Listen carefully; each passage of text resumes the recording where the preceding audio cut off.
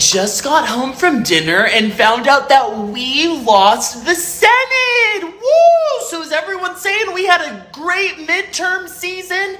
We just lost the Senate before we even get to the Georgia runoff. So even if we win Georgia, we've already lost, because if we win Georgia, it would go to a tie, and the vice president is the tiebreaker, and she's a Democrat. So for everyone celebrating the midterm, saying we did so good, congratulations, we lost. Congratulations. Hope you expect us to celebrate? You think you can gaslight everyone into saying we had a great midterms? We lost. Very easy seats to pick up. We could have easily won.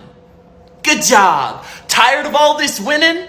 No, I'm sick of losing. This is Christian Walker, son of Herschel Walker, and Gen Z's version of Milo Yiannopoulos. Now, I am not a fan of Christian Walker, to say the least. But for once, Gurley has some sound points. For one, Walker is right. Republicans lost. Badly. With closely contested races in Arizona and Nevada falling in Democrats' favor, Democrats have now only strengthened their hold on the Senate, moving into the rest of Biden's presidential career, and hoping to score another win in Georgia in their runoff Senate race. And you know what? I'd be pissed too. It's not a good disposition going into the Georgia Senate race, knowing that regardless of the outcome of that, the Republicans will not have a majority. Republicans have been quick to blame the loss on things like election fraud and conspiracy theory. They're trying to destroy Herschel to deter young men and women of color from being Republicans.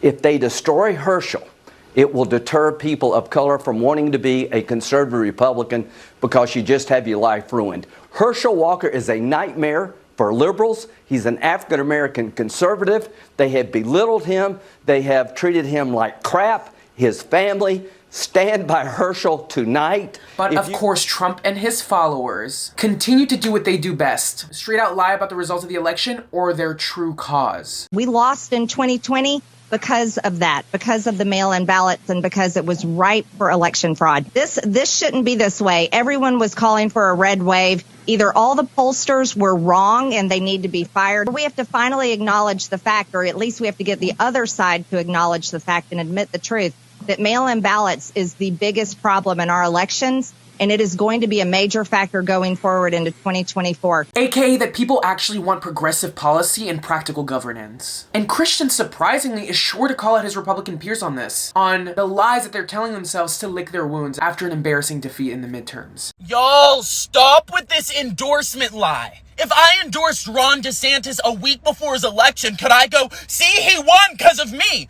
No, he was going to win anyways. He was going to win. It's Florida, and he's done a great job.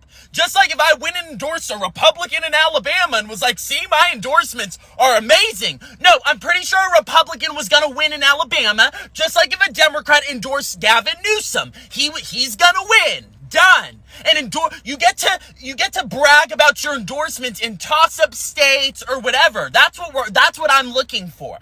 Did your endorsements win in toss-up states where we had a chance, then lost, or then won?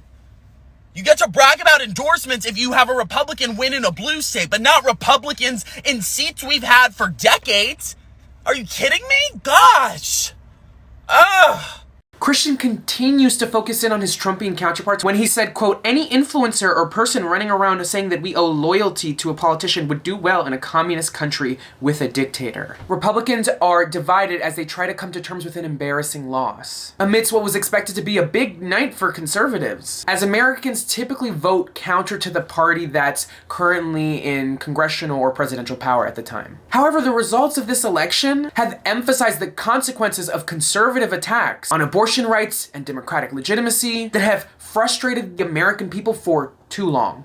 And with the extremist populism held by Trump and his lackeys being overwhelmingly rejected by American voters, Christian Walker is right to spill the tea. The Republican Party is a confused and fractured electorate, unable to agree upon policy that will help the American people, not hurt them. And although Christian is furious at that fact, this is a boost of confidence for progressives as we move into the next 2 years of campaigning leading into 2024. This is Adrian Costa, The Breakdown. Make sure to like, comment, subscribe, and check back for more videos. See you guys soon.